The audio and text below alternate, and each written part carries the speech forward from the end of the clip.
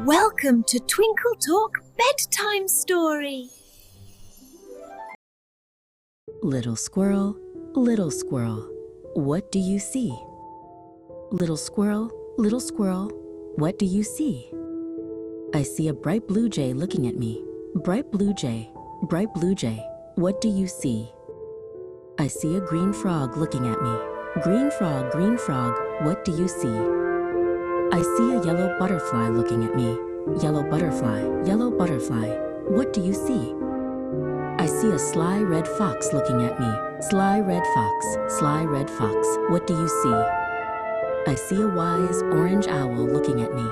Wise orange owl, what do you see? I see a purple snail looking at me. Purple snail, what do you see? I see a glossy black crow looking at me. Glossy black crow, what do you see? I see a fluffy white rabbit looking at me. Fluffy white rabbit, what do you see? I see happy children looking at me.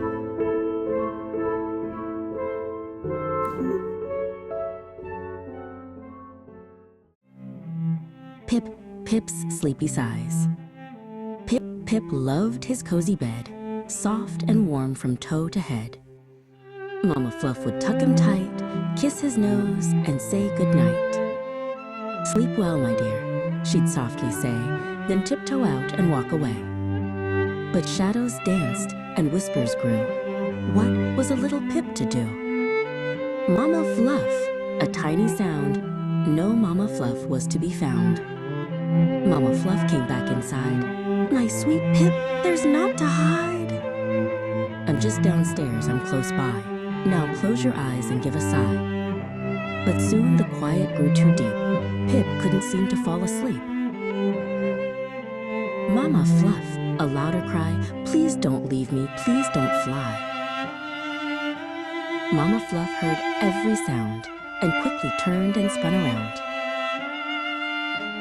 She hugged him close, a warm embrace. My little Pip, I'm in this place. I'll stay right here until you sleep, sweet dreams. My love, secrets to keep. Pip's great escapades. Little Pip, a fluffy, curious bunny, looked up at his mother, Willow. Mama, he said, his nose twitching, I think I'm gonna run away. Willow smiled, her eyes twinkling. Oh, Pip, my sweet little one, if you run away, where will you go? Pip thought for a moment, then declared, I'll turn into a little fish and swim far away in the deepest river. Then, said Willow, gently nuzzling his ear, I will turn into a clever otter, and I will swim right after you and scoop you up in my paws. No, if I do that, Pip giggled, I will turn into a little bird and fly high, high up into the sky, where you can't reach me.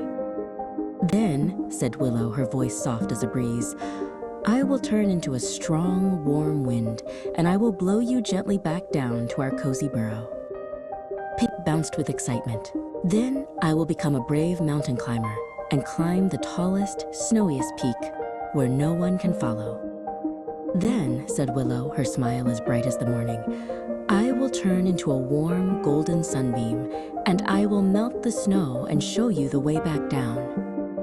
But what if I turn into a tiny, tiny seed, Pip whispered, and hide deep, deep in the ground where no one can ever find me? Then, Willow chuckled, I will turn into a gentle, life-giving rain, and I will water you until you grow into the most beautiful flower in the meadow. Pip thought for a moment, then looked up with wide eyes. What if I turn into a sparkling star and twinkle far, far away in the night sky? Then, Willow said, her voice like a lullaby, I will turn into the biggest, brightest moon, and I will shine my light on you, guiding you always. Pip snuggled close to his mother. I think, he yawned, I'd rather just stay here with you, Mama, right in our cozy burrow. And Willow held him tight, knowing her love would always be enough. Glimmer's sparkle. Glimmer the robot sat on a high shelf, watching children pass by. He longed for a home, a friend, someone to play with. But Glimmer had a secret worry. His special sparkle chip, which made his chest glow, was missing. A little girl named Sky stopped, her eyes wide. "Oh, Mama, look at him," she exclaimed, pointing to Glimmer. "He's perfect." But her mama gently said, "He's not glowing, dear. All the other robots sparkle." Sky sighed, a little sad. That night, when the store was quiet and dark, Glimmer knew what he had to do. He couldn't wait for someone to find his sparkle chip. He had to find it himself. With a soft thud, he carefully dropped from his shelf onto the carpeted floor. The toy department looked very different at night. Shadows danced around the giant building blocks and the colorful dollhouses. Glimmer tiptoed past, peering under every shelf, hoping to see a glimmer of his lost chip. No luck in the toy section. Glimmer decided to explore further. Maybe it had rolled into the soft, fluffy bedding department? He squeezed under a display, and whoosh, he tumbled head over heels into a mountain of pillows. Glimmer giggled as he wriggled free from the soft embrace of the pillows. As he looked around, a faint sparkle caught his eye, glinting from under a display table in the next apartment over. Could it be? He carefully navigated through the maze of display stands, past shiny pots and pans, and towering stacks of plates. The store felt enormous, but Glimmer was determined. His sparkle chip was out there. Finally, he reached the spot. He pushed aside a stray dust bunny, and there it was, a small, shiny object. Glimmer picked it up, but it was just a tiny, polished spoon. Not his sparkle chip at all. His light dimmed a little. Just as Glimmer was about to give up, something else caught his eye. Tucked away behind a fallen price tag, a tiny, iridescent chip shimmered softly. "My sparkle chip," he whispered, his own internal light flickering with excitement. With his precious sparkle chip safely in his hand, Glimmer carefully made his way back through the quiet store. He felt a new bounce in his step, knowing he would soon be whole again. As the first rays of morning light streamed through the department store windows, Glimmer was back on his shelf. His sparkle chip was firmly in place, glowing brighter than ever. Soon, the doors would open. And who should be the very first customer through the doors? Sky. Her eyes lit up when she saw Glimmer, sparkling and ready for adventure. "Mama," she cried, "he's perfect." And Glimmer knew he had finally found his home. Lily and the Sparkle Paints. Lily loved to draw, but her drawings always stayed flat on the page. One rainy afternoon, she found a small, dusty box tucked away in her grandmother's attic. Inside, nestled on velvet, was a paint set unlike any she'd ever seen.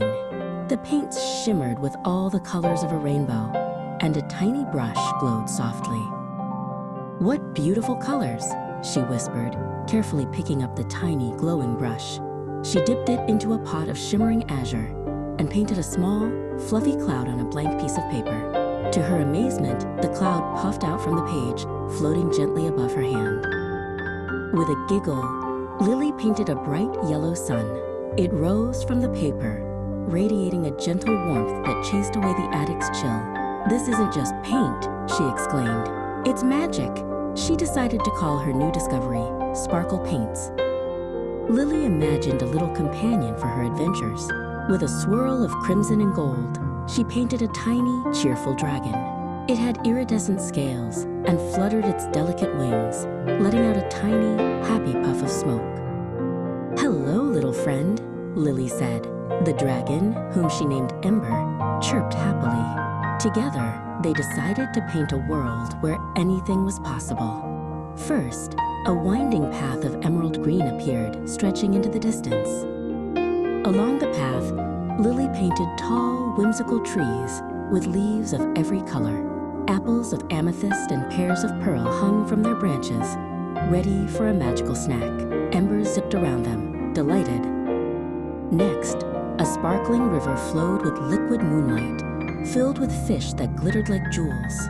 Lily painted a sturdy little boat, just big enough for her and Ember, and they hopped right in. They sailed past mountains of marshmallow clouds and through forests where flowers sang sweet melodies. Every stroke of Lily's brush brought new wonders to life, each more enchanting than the last. As the painted sun began to set, casting hues of lavender and rose across their world, Lily knew it was time to return. She painted a cozy little house, and with a final, gentle stroke, they were back in her attic, surrounded by her amazing creations. Lily carefully put her sparkle paints back in their box. She knew that as long as she had her imagination and her magical paints, her world would never be dull. And every day, a new adventure waited, just a brush stroke away. Pip's Great Garden Adventure. Deep under the roots of an old oak tree lived Mrs. Hazel Rabbit and her 4 little bunnies, Flopsy, Mopsy, Cottontail, and mischievous Pip. "Now, my dears," said Mrs. Hazel one sunny morning, "you may go into the fields or down the lane, but whatever you do, don't go into Mr. Bartholomew's garden. Your father met with an unfortunate incident there." Flopsy, Mopsy, and Cottontail, being good little bunnies, hopped off to gather clover in the lane. But Pip, who loved a good adventure, had other ideas. He wiggled his nose, twitched his whiskers, and with a daring leap, he squeezed under the gate into Mr. Bartholomew's forbidden garden. Oh, the sights and smells! Rows of crisp lettuce, plump red tomatoes, and juicy carrots stretched as far as his little rabbit eyes could see. Pip's tummy rumbled with delight. He nibbled on a sweet carrot, then a tender lettuce leaf, and then, oh dear, he ate so much he felt quite sleepy. He found a cozy spot under a giant cabbage leaf and drifted off to sleep. Suddenly, a loud shout woke him with a start. Aha! A naughty rabbit! It was Mr. Bartholomew, the gardener, with a rake in his hand and a scowl on his face. Pip's heart thumped like a drum. He darted this way and that, past the onion patch and around the gooseberry bushes, with Mr. Bartholomew close behind. He tried to hide in a watering can, but it was full of water. He squeezed under a wheelbarrow, but Mr. Bartholomew nearly caught his tail. Just when he thought he was trapped, he spotted a small, loose plank in the wooden fence. With a burst of energy, he squeezed through. He tumbled out of the garden and didn't stop running until he was safely back in his burrow, panting and very, very tired. Mrs. Hazel gave him a warm hug and a cup of chamomile tea. Pip learned that day that sometimes Mother knows best, and forbidden gardens are best left untouched. The biggest bear hug. Little Bear Bramble snuggled close to Papa Bear Timber in their cozy den. "Papa," he whispered, "guess how much I love you?" Papa Bear Timber rumbled, "Oh, I don't know, little one. How much?" "I love you this much." Bramble stretched his little arms out as wide as they could go. "And I love you this much," Papa Bear Timber said, stretching his enormous arms even wider, almost touching the den walls. "I love you as high as I can reach." Bramble stood on his tiptoes and reached for the ceiling of their den. "And I love you as high as the tallest pine tree in the forest," Papa Bear Timber chuckled, gesturing towards the outside with a paw. Bramble thought for a moment. "I love you all the way to the sparkling river," he declared, remembering their favorite fishing spot. "I love you all the way to the highest mountain peak far beyond the river," Papa Bear Timber replied, his voice deep and warm. Bramble yawned, his eyes getting heavy. "I love you as many stars as there are in the night sky," he mumbled, already half asleep. Papa Bear Timber gently kissed Bramble's forehead. "And I love you from here to the moon and back, little one," he whispered. Bramble was fast asleep, dreaming of mountains and rivers and stars.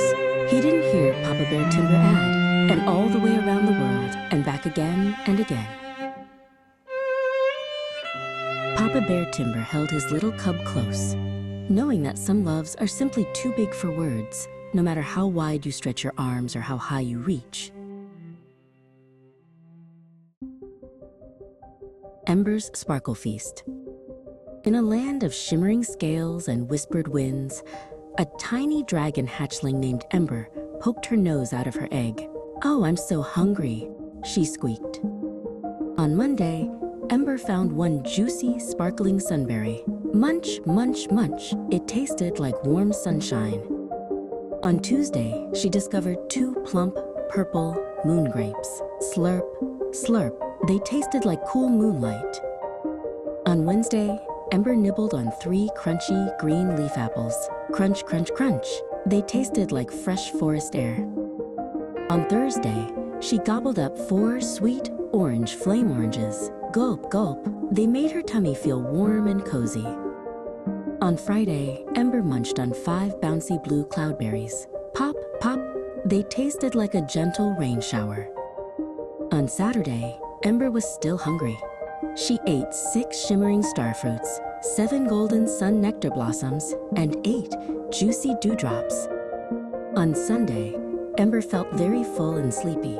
She found a cozy spot and began to spin a fiery, shimmering cocoon around herself. Inside her fiery cocoon, Ember dreamt of soaring through the skies. She rested and changed, growing new wings and stronger scales. Then, one sunny morning, the cocoon cracked open. Out emerged a magnificent, sparkling dragon, no longer small and hungry, but grand and ready to fly. Leo and the Island of Wobbly Wonders. Leo was having one of those days. His toast popped too high, his shoelaces tangled themselves into knots, and his favorite toy car lost a wheel. Grrr, he growled, feeling a storm brewing inside him. His room, usually a calm haven, began to feel small and prickly. The wallpaper patterns swirled, and his bed became a magnificent, sturdy ship, ready for adventure. "I'll sail away," Leo declared, climbing aboard his bedship, "to where the wildest feelings roam." He grabbed his pillow, which became a sturdy oar, and pushed off into a sea of swirling colors. After a long journey across the wavy, wobbly ocean, a strange island appeared. It was covered in twisty trees and colorful, lumpy hills, and on the shore, something was stirring. As Leo stepped onto the sand, he met Grumble. Grumble had a permanent frown and stomped his feet whenever he felt cross, which was often. "HMPH, Grumble muttered, kicking a pebble. Next, he saw Wibble, a creature who always seemed to be trembling. Wibble worried about everything, from the clouds in the sky to the sand between his toes. Oh dear, Wibble whispered, wringing his hands. And then there was Fizz, who bounced and zipped and couldn't sit still for a second. Fizz's energy was so big, it often made things tumble and crash. "Wee! Zoom!" Fizz shouted, doing a somersault. All the wild things were having their own big feelings, and it was a bit of a muddle. Leo remembered his own stormy feelings from earlier. Perhaps, he thought, we can find a way to make these feelings a little less wild. He showed Grumble how to take 3 deep, slow breaths, turning his frown into a thoughtful pout. He helped Wibble find a smooth, comforting stone to hold, making his worries feel a little smaller. And for Fizz, Leo suggested a special zoom zone where he could bounce and twirl without bumping into anything. Soon the island felt calmer, filled with happy hums and gentle movements. Leo felt a warmth spread through him. He had helped the wild things, and in doing so, his own big feelings had settled. It was time to sail home, where a warm hug was surely waiting. Back in his room, the bed was a bed again, and the sea was his carpet. Leo snuggled into his covers, feeling calm and loved. His big feelings were still there, but now he knew just what to do with them. Good night, little Pipkin. In the soft, quiet glow of twilight, little Pipkin was tucked snugly in his bed.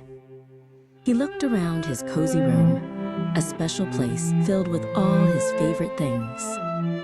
"Good night, little moon," he whispered to the silver crescent peeking through the window pane.